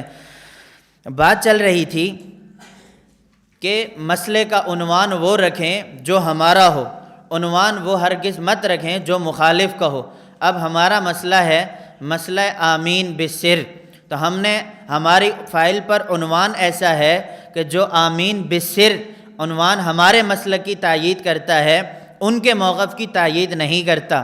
تو ہم یہ بات کہتے ہیں کہ خدا را اپنی کتب میں اور اپنی تقاریر میں اور اپنی تحریرات میں مسئلہ یا عقیدہ جب لکھیں اختلافی، جب اس پر آپ کوئی بات کریں تو اپنا عنوان لکھیں، مخالف کا عنوان ہرگز نہ لکھیں. اس سے یہ ہوتا ہے کہ عوام کو بات سمجھ میں آ جاتی ہے کہ ان مولانا صاحب کا عنوان کیا ہے اور ان کا موقف کیا ہے اور ان کا موقف کیا ہے. اگلی بات، کسی بھی مسئلہ کو سمجھنے سے پہلے دو چیزیں بہت بنیادی ہیں. نمبر ایک مسئلہ کی بنیاد اور نمبر دو مسئلے پر موقف. اگر مسئلے کی بنیاد کو سمجھ لیا جائے اور کسی بھی اختلافی عقیدے کی بنیاد کو سمجھ لیا جائے تو اس کا کام اتنا آسان ہو جاتا ہے کہ اگر مخالف دلیل پیش کرے تو اس کی دلیل کا جواب دینا بہت آسان ہوتا ہے، اور اگر آپ کو مخالف کا موقف معلوم ہوگا تو وہ جو دلیل اپنے موقف پر پیش کرے گا اس کی دلیل کا جواب دینا آسان ہو جاتا ہے. اس پر میں بہت سی مثالیں آپ کے سامنے رکھتا، لیکن اختصار کے ساتھ ایک دو مثالیں باہر کی اور ایک اپنے مسئلے کی رکھتا ہوں. مثال کے طور پر نماز میں رفع الیدین، ترک رفع الیدین کا مسئلہ ہے. ہم یہ بات کہتے ہیں کہ نماز میں صرف ایک جگہ رفع الیدین ہے، تکبیر تحریمہ کے وقت، باقی پوری نماز میں نہیں ہے. اب اس مسئلے کی بنیاد کیا ہے؟ اس مسئلے میں بنیاد یہ ہے کہ ہم کہتے ہیں رفع الیدین ثابت ہے اللہ کے نبی سے، وہ بھی مانتے ہیں کہ رفع الیدین ثابت ہے. یہ اب بنیاد میں آپ کے سامنے رکھ رہا ہوں، رفع الیدین ثابت ہے. اگلا ہمارا موقف یہ ہے کہ اللہ کے نبی صلی اللہ علیہ وسلم سے ترک رفع الیدین بھی ثابت ہے، اور ان کا موقف یہ ہے کہ اللہ کے نبی صلی اللہ علیہ وسلم نے ہمیشہ رفع الیدین کیا ہے. اب دیکھیں، جب مسئلے کی بنیاد آ گئی، اب وہ 1,00,000 احادیث پیش کریں جس میں یہ ہو کہ دیکھو حضور نے رفع الیدین کیا ہے، دیکھو فلاں صحابی سے رفع الیدین ثابت ہے، دیکھو صحیح بخاری میں یہ ہے. ایسی روایت ہرگز ہمارے خلاف نہیں ہو سکتی. اس کی وجہ، ہماری بنیادی بات یہ ہے کہ ہم رفع الیدین کا انکار نہیں کر رہے، بلکہ ہم رفع الیدین مان رہے ہیں، لیکن ہم ساتھ میں یہ کہتے ہیں کہ اللہ کے نبی صلی اللہ علیہ وسلم سے پوری نماز میں رفع الیدین کو چھوڑنا ثابت ہے، صرف ایک جگہ تکبیر تحریمہ کے وقت رفع الیدین کو باقی رکھا ہے. اب آپ وہ روایت پیش کریں جس میں یہ ہو کہ اللہ کے نبی نے رفع الیدین چھوڑا ہی نہیں. آپ وہ روایت پیش کریں جس میں یہ ہو کہ اللہ کے نبی صلی اللہ علیہ وسلم نے ہمیشہ آخر تک رفع الیدین کیا ہے. اب آپ جب اس بنیاد کو سمجھیں گے، آپ کے سامنے 1,00,000 بھی احادیث آ جائیں، رفع الیدین کرتے تھے، اللہ کے نبی نے کیا ہے، رکوع میں کرتے تھے، تیسری رکعت میں کرتے تھے، سجدوں میں کرتے تھے، تو آپ کی یہ دلیل آپ کے خلاف ہرگز نہیں ہو سکتی. دوسری بات، دوسری مثال، ایک ہے پیغمبر کی موت اور ایک ہے پیغمبر کی حیات. ہمارا اور مخالفین کا اختلاف اللہ کے نبی کی وفات پر نہیں ہے کہ پیغمبر پر موت آئی ہے یا نہیں، بلکہ ان کا اور ہمارا اختلاف اس بات پر ہے کہ وفات کے بعد کیا اللہ کے نبی صلی اللہ علیہ وسلم اپنے روضہ مبارک میں دنیا والے جسم کے ساتھ زندہ ہیں یا نہیں. اب دیکھیں، اختلاف ہے وفات کے بعد کا، اور وہ ہمیں دلائل پیش کرتے ہیں انک میت و انہم میتون اموات غیر احیاء. یہ وہ دلائل ہیں، یہ وہ آیات ہیں جو وفات پر بات کرتی ہیں، پیغمبر کی موت پر. اور پیغمبر کی موت تو اتفاقی چیز ہے، وہ بھی پیغمبر کی موت مان رہے ہیں، ہم بھی پیغمبر کی موت مان رہے ہیں. تو اگر وہ دلیل پیش کریں حضور کی حیات پر انک میت و انہم میتون، پھر ہم بھی پیش کر سکتے ہیں پیغمبر کی حیات پر قل اعوذ برب الفلق. کیوں؟ بات سمجھ آ گئی؟ اس کی وجہ پیغمبر کی وفات پر اختلاف نہیں کہ پیغمبر پر موت آئی ہے یا نہیں، اصل اختلاف وفات کے بعد پیغمبر کی حیات کا ہے کہ اللہ کے نبی صلی اللہ علیہ وسلم اپنے روضہ مبارک میں دنیا والے جسم کے ساتھ زندہ ہیں یا مردہ، اس بات پر اختلاف ہے۔ تو آپ دلیل تب وہ پیش کریں گے جب آپ وہ ایسی دلیل پیش کریں جو ہمارے خلاف ہو۔ ہمارے خلاف تو موت والی آیات بنتی نہیں ہیں۔ اچھا، دلائل پیش کریں گے۔ کچھ عرصہ پہلے ایک مدرسے میں جانا ہوا تو طلباء ساتھی بیٹھے تھے، اسی ساتھی نے مجھے یہی بات کہی۔ میں نے کہا کہ آپ یہ آیات پیش کر رہے ہیں تو میرے پاس بھی دلیل ہے۔ کہنے لگا قرآن سے پیش کریں گے؟ میں نے کہا جی ہاں۔ کہتے ہیں کون سی آیت؟ میں نے کہا قل اعوذ برب الناس ملک الناس الہ الناس۔ کہتے ہیں اس میں حضور کی حیات کا ذکر ہے؟ تو میں نے کہا انک میت و انہم میتون، اس میں حضور کی وفات کے بعد حضور کی موت کا ذکر ہے؟ اب دیکھیں بہت آسان ہے جواب دینا، اور ہمارے ساتھی سمجھتے ہیں کہ واہ بہت بڑی آیات پیش کر دی ہے، بظاہر تو ان کی تائید ہوتی ہے۔ اچھا، پھر اس نے کہا اموات غیر احیاء۔ توجہ رکھنا، دلیل پیش کی اموات غیر احیاء۔ میں نے اس ساتھی سے کہا کہ آپ تو مسلمانوں سے بھی گئے گزرے ہیں۔ کہنے لگے کیوں؟ میں نے کہا کہ ہماری عقل پر تف ہے، اور مجھے آپ کے درس نظامی پڑھنے پر تف ہے کہ آپ اموات غیر احیاء۔ ایک بات یہ ہے کہ یہ آیات تو مسلمانوں کے متعلق ہی نہیں، یہ آیات تو بتوں سے متعلق ہے، اور آپ نے پیغمبر کے ساتھ اتنا بڑا ظلم کیا کہ بتوں کی آیات کو اٹھا کر آپ نے پیغمبر کی وفات پر پیش کی۔ کتنا بڑا ظلم! لیکن میرے سامنے جو ساتھی بیٹھے تھے، میں قسم اٹھا کر کہتا ہوں وہ ساتھی رونے لگ گئے۔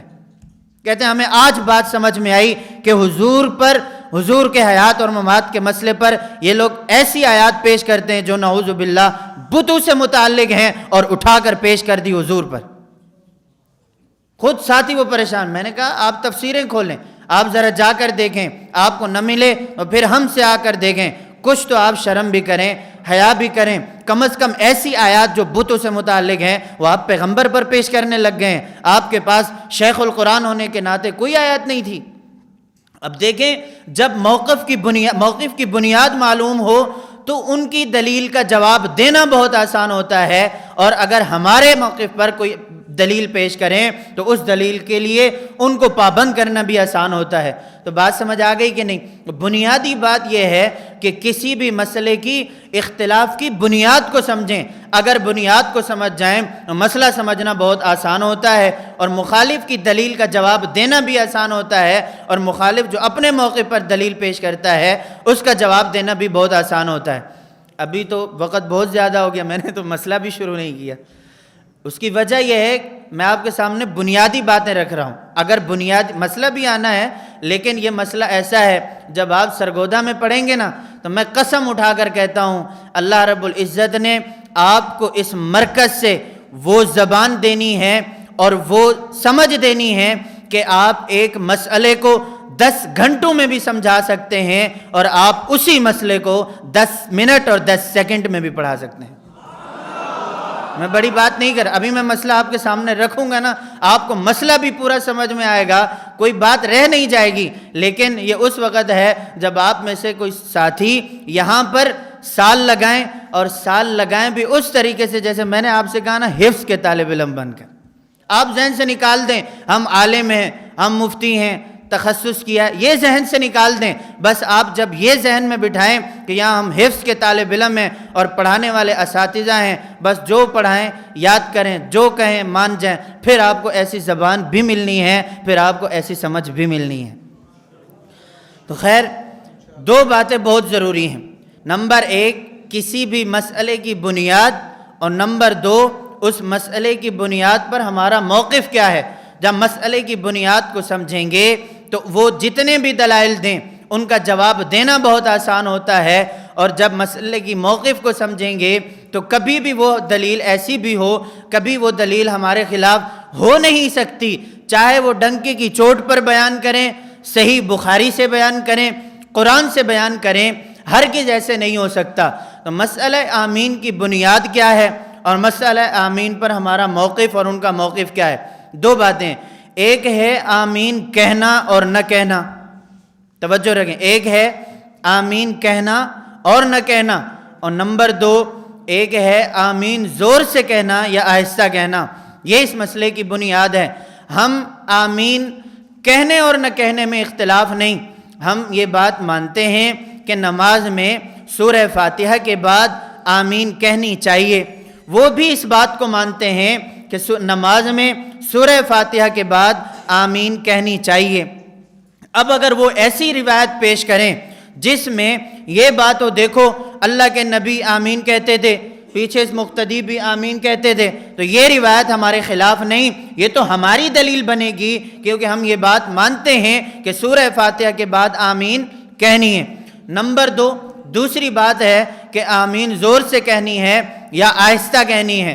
ہم یہ بات کہتے ہیں کہ نماز میں چاہے، توجہ رکھنا موقف کیوں، نماز میں چاہے نماز پڑھنے والا منفرد ہو، چاہے امام ہو، چاہے مقتدی ہو، نماز میں قرات آہستہ کی جائے یا زور سے کی جائے، قرات جہری ہو یا قرات سری ہو، چاہے پہلی رکعتیں ہوں چاہے بعد والی رکعت ہوں، چاہے نماز فرض کی ہو چاہے نماز نوافل اور سنتیں ہوں، ہمارا موقف یہ ہے کہ نماز میں آمین آہستہ کہنا سنت ہے۔ اور مخالف اس موقف سے اختلاف کرتے ہوئے یہ بات کہتے ہیں کہ نہیں، نماز میں زور سے آمین جہرن کہنا ہے اور آمین سرن کہنا، یہ کہیں احادیث سے ثابت بھی نہیں اور پیغمبر کی سنت بھی نہیں۔ اب دیکھیں، موقف کو سمجھ لیں تو بات سمجھ آ جائے گی۔ پتہ یہ چلا ان کا اور ہمارا اختلاف آمین زور سے اور آہستہ کہنے میں ہے۔ جب یہ نقطہ اختلاف یہ متعین ہو گیا، اب بات اسی پر ہوگی اور دلیل بھی اسی پر چاہیے ہوگی۔ اب ان کے موقف کو کھولنے لگا ہوں۔ میں نے تو اپنا موقف آپ کے سامنے رکھا کہ نماز چاہے جہرن ہو، نماز میں قرات چاہے جہرن ہو، چاہے نماز میں قرات سرن ہو، اور نماز چاہے فرض والی ہو چاہے نماز نوافل اور سنت ہو، چاہے منفرد ہو چاہے مقتدی ہو چاہے امام ہو، سورہ فاتحہ کے بعد آمین آہستہ کہنا سنت ہے۔ اور جن روایات میں آمین زور سے کہنے کی بات آئی ہے وہ اللہ کے نبی نے بطور تعلیماً یہ بتلانے کے لیے کہ سورہ فاتحہ کے بعد آمین کہنی ہے، یہ پیغمبر کا فرمانا یہ بطور تعلیماً کے ہے۔ ہاں اگر ہمیشہ کے لیے ہوتا تو اللہ کے نبی صلی اللہ علیہ وسلم سے ہمیشہ آمین بالجہر ثابت ہوتا، کبھی بھی اللہ کے نبی سے یا صحابہ سے آمین آہستہ کہنے کی بات مروی نہ ہوتی اگر آمین ہمیشہ زور سے کہی جاتی۔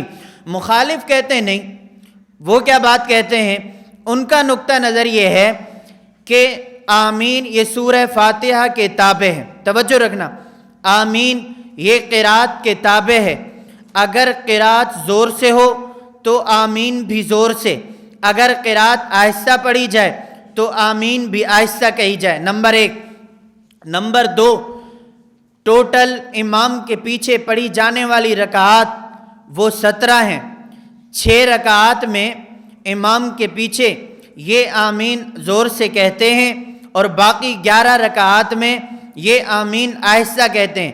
فجر کی 2 رکعت، مغرب کی 2 رکعت، عشاء کی 2 رکعت جب یہ امام کے پیچھے پڑھیں تو یہ کہتے ہیں کہ آمین زور سے کہنی چاہیے اور باقی اس کے علاوہ میں آمین آہستہ کہنی چاہیے، یعنی 11 رکعات میں یہ بھی آمین آہستہ کہنے کے قائل ہیں اور 6 رکعات میں یہ آمین جہرن کہنے کے قائل ہیں۔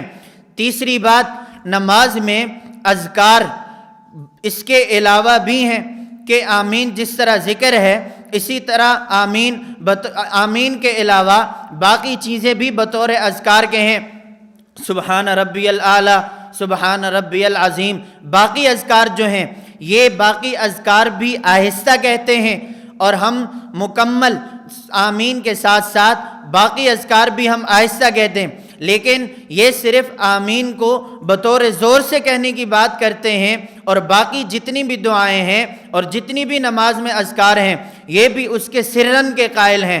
ہم یہ بات کہتے ہیں کہ آپ روایت ایسی پیش کرو، اب توجہ رکھنا، آپ روایت ایسی پیش کرو جس میں اللہ کے نبی صلی اللہ علیہ وسلم نے آمین زور سے کہنے کا حکم فرمایا ہو۔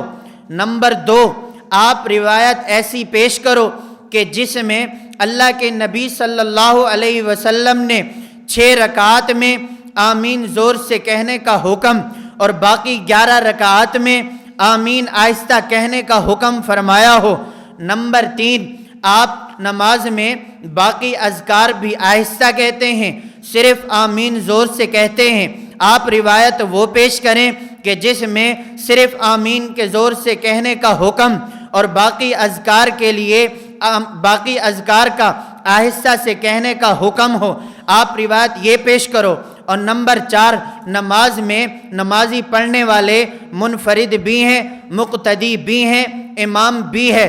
آپ مقتدی اور امام کے لیے تو صرف 6 رکعات میں آمین زور سے کہنے کے قائل ہیں، لیکن اگر کوئی شخص منفرد ہو اور منفرد یہی فرائض نماز اکیلے پڑھے تو وہ بھی آمین آہستہ کہے پوری نماز میں۔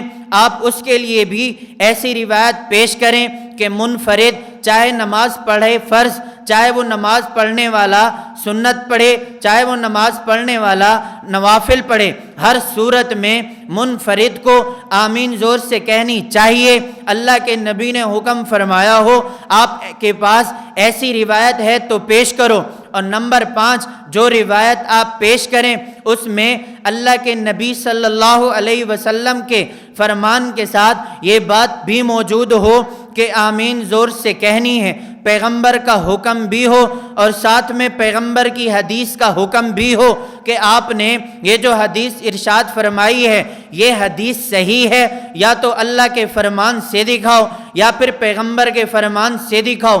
جب اللہ کے نبی کا فرمان بھی نہ ہو اور پیغمبر کے فرمان بھی نہ ہو، آپ پیش کرو کہ فلاں محدث نے اس حدیث کو ضعیف کہا، حافظ ابن حجر عسقلانی نے اس کو یوں کہا، تقریب التہذیب میں یہ حدیث ضعیف ہے، فلاں راوی ضعیف ہے۔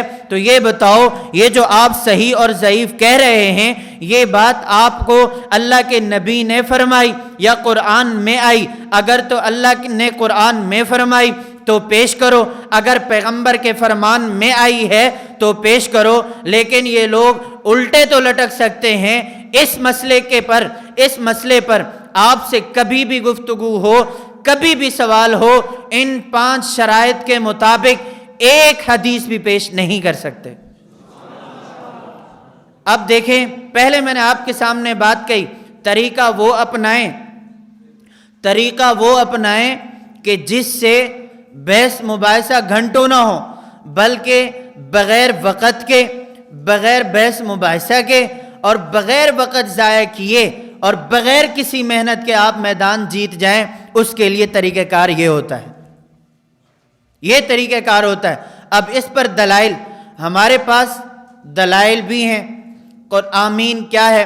اگر آمین کی حقیقت کو سمجھیں کہ آمین کے بارے میں علامہ راضی رحمۃ اللہ علیہ نے 2 باتیں فرمائی ہیں۔ نمبر 1، آمین یا تو دعا ہے، اور نمبر 2، آمین یہ اللہ رب العزت کے ناموں میں سے ایک نام ہے۔ اگر آمین کو دعا مانے تو بھی دعا کے لیے یہ ہے کہ قرآن مجید میں ہے ادعوا ربکم تضرعا وخفیہ، کہ جب آپ اپنے رب سے دعا مانگیں تو آہستہ سے اور گڑ گڑا کر مانگیں، اور آمین دعا ہے۔ امام بخاری رحمۃ اللہ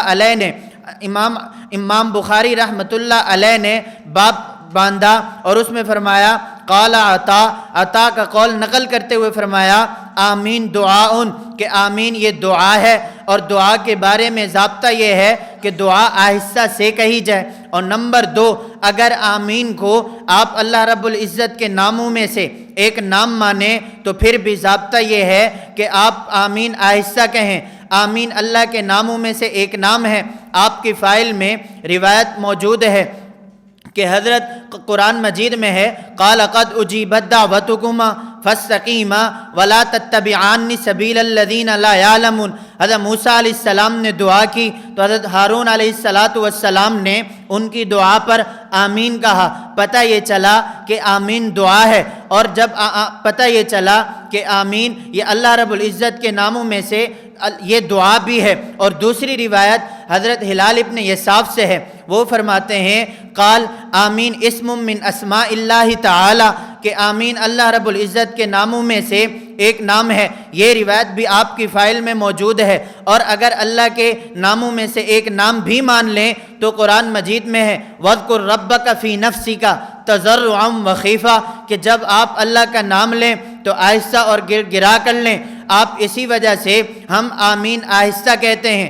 آمین کو دعا مانیں تو بھی طریقہ یہ ہے آمین آہستہ کہی جائے، آمین کو بطور ذکر کے مانیں تو بھی طریقہ یہ ہے کہ آمین آہستہ کہی جائے۔ ذکر میں اصل یہ ہے کہ ذکر آہستہ سے کیا جائے۔ آپ اپنی فائل دیکھیں، اس میں یہ باتیں ساری موجود ہیں۔ اگر آپ بعد میں مطالعہ بھی کریں گے تو آپ کو سمجھنا بہت آسان ہوگا۔ ہمارے دلائل میں احادیث مرفوعہ بھی ہیں، احادیث موقوفہ بھی ہیں، ائمہ مجتہدین کے اقوال بھی ہیں۔ احادیث مرفوعہ کہ جس میں اللہ کے نبی صلی اللہ علیہ وسلم سے قول فعل اور تقریر کا ذکر ہو۔ موقوفہ کا مطلب جس میں صحابی کے قول فعل اور تقریر کا ذکر ہو۔ مقطوعہ کا مطلب کہ جس میں تابعی کے قول فعل اور تقریر کا ذکر ہو۔ ہمارے پاس اصول 4 ہیں، قرآن بھی ہمارے اصول میں ہے، احادیث بھی ہم اپنا اصول مانتے ہیں، اجماع کو بھی اصول مانتے ہیں، قیاس کو بھی اصول مانتے ہیں۔ اور جب ہم احادیث مانتے ہیں تو ہمارے لیے مرفوع احادیث بھی حجت ہیں، ہمارے لیے موقوف احادیث بھی حجت ہیں، ہمارے لیے مقطوع احادیث بھی حجت ہیں۔ ہم مرفوع بھی مانتے ہیں، موقوف بھی مانتے ہیں، اور احادیث مقطوعہ بھی مانتے ہیں۔ احادیث مرفوعہ میں دیکھیں، مسند ابو داؤد الطیالسی جلد 1 صفحہ 577 پر روایت موجود ہے۔ حضرت علقمہ رضی اللہ تعالی عنہ سے، حضرت علقمہ رضی اللہ تعالی عنہ نے اپنے والد وائل بن حجر سے روایت فرمائی، فرماتے ہیں انہ صلی مع النبی صلی اللہ علیہ وسلم، وائل بن حجر رضی اللہ تعالی عنہ نے اللہ کے نبی کے ساتھ نماز پڑھی۔ فلما قرأ غیر المغضوب علیہم ولا الضالین قال آمین خفض بها صوتہ، جب غیر المغضوب علیہم ولا الضالین اللہ کے نبی نے پڑھا تو آمین آہستہ سے کہی۔ اور روایت نمبر 2 آپ دیکھیں، سنن ابو داؤد میں بھی ہے، جامع ترمذی میں بھی ہے، آپ دیکھ لیں۔ حضرت سمرہ بن جندب رضی اللہ تعالی عنہ سے روایت ہے، حضرت عمران بن حسین اور سمرہ بن جندب رضی اللہ تعالی عنہما، ان دونوں کے درمیان نماز کے مسئلے پر آپس میں مذاکرہ چل رہا تھا۔ حضرت سمرہ بن جندب نے فرمایا کہ میں اللہ کے نبی صلی اللہ علیہ وسلم کی نماز کو جانتا ہوں اور مجھے یاد بھی ہے۔ فرماتے ہیں انہ حفظ عن رسول اللہ صلی اللہ علیہ وسلم سکتتین، اللہ کے نبی صلی اللہ علیہ وسلم 2 جگہ خاموشی اختیار فرماتے۔ نمبر 1 سکتتن اذا کبرا، پہلی تکبیر کے بعد سکتہ فرماتے۔ نمبر 2 وسکتتن اذا فرغا من قراءت غیر المغضوب علیہم ولا الضالین، دوسرا سکتہ اللہ کے نبی جب غیر المغضوب علیہم ولا الضالین فرماتے تو خاموش ہو جاتے۔ پتہ یہ چلا پہلی تکبیر کے بعد تو آپ بھی سبحانک اللہم آپ بھی زور سے نہیں کہتے۔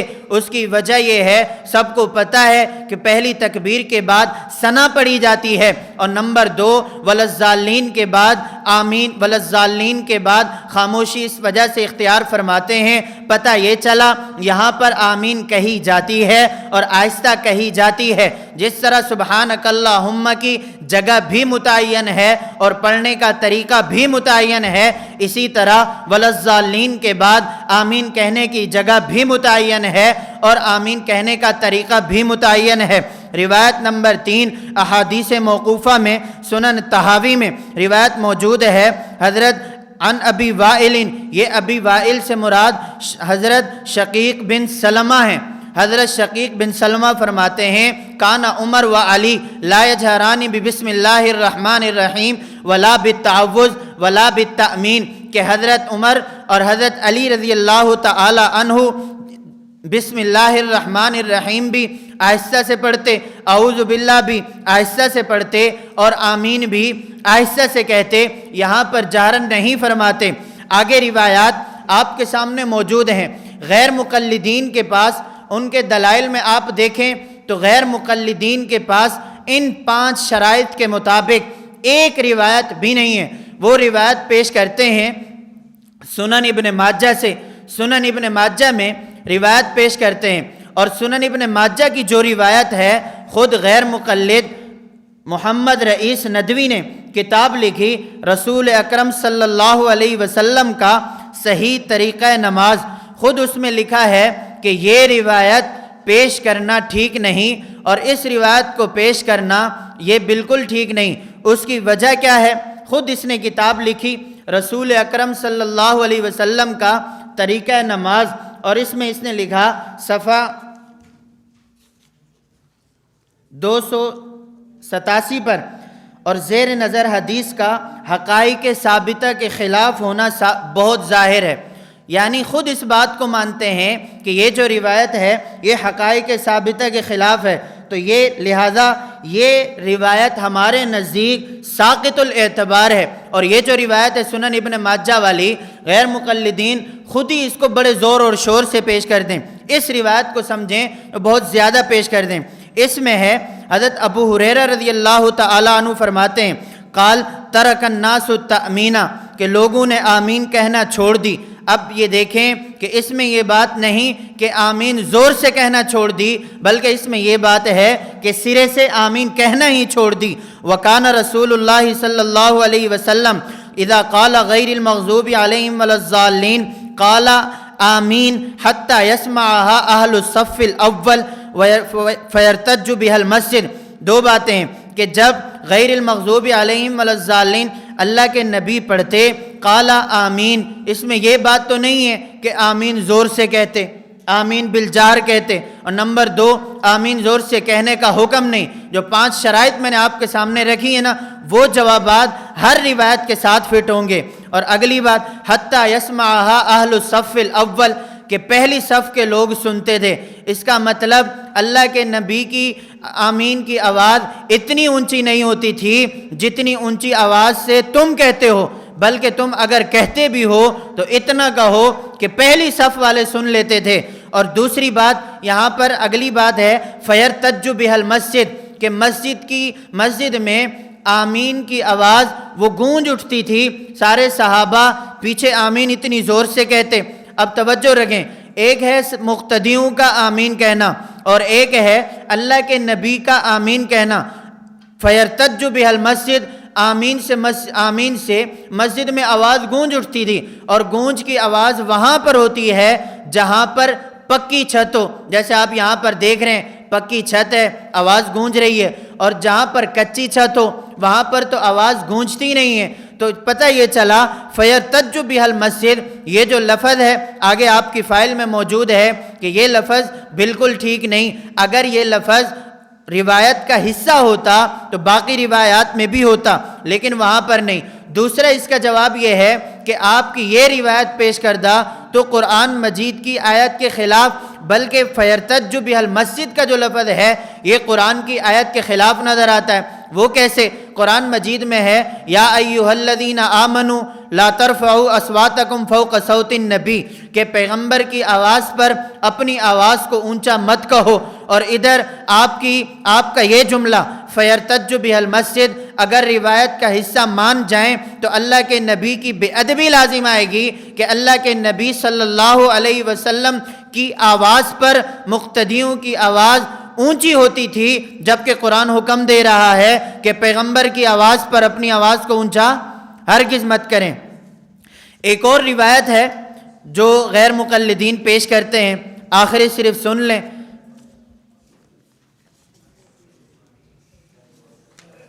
بالکل اخیر میں ایک روایت ہے جس میں صحیح بخاری سے یہ لوگ پیش کرتے ہیں، حضرت ابو ہریرہ رضی اللہ تعالی عنہ سے روایت ہے، اذا امن الامام فامنوا فانه من وافق تامینہ تامین الملائکہ غفر له ما تقدم من ذنبہ۔ اب یہ صحیح بخاری کی روایت ہے۔ یہ بات کہتے ہیں کہ دیکھو اگر تم آمین زور سے کہو گے تو تمہاری آمین پر فرشتے بھی آمین کہیں گے۔ باقی جوابات اس میں موجود ہیں، میں صرف ایک بات کہتا ہوں، یہ بتاؤ کہ فرشتوں کی آمین کی آواز بھی سنی ہے؟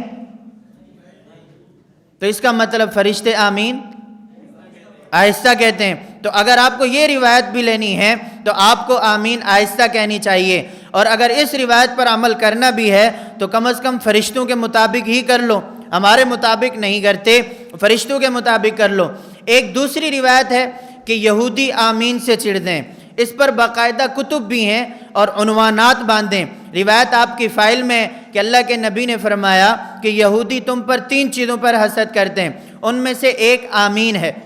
یہودی تم پر آمین سے چڑھتے ہیں تو لہذا تم آمین کو زور سے کہو۔ اب وہ روایت آپ دیکھیں، اس میں ہرگز موجود نہیں کہ آپ آمین زور سے کہو، بلکہ اگر یہ روایت پیش بھی کرنی ہے، پہلی بات یہ روایت مسلمانوں سے متعلق ہے ہی نہیں، اس میں تو یہودیوں کا ذکر ہے کہ یہودی آمین سے چڑھتے ہیں، ہم تو نہیں چڑھتے۔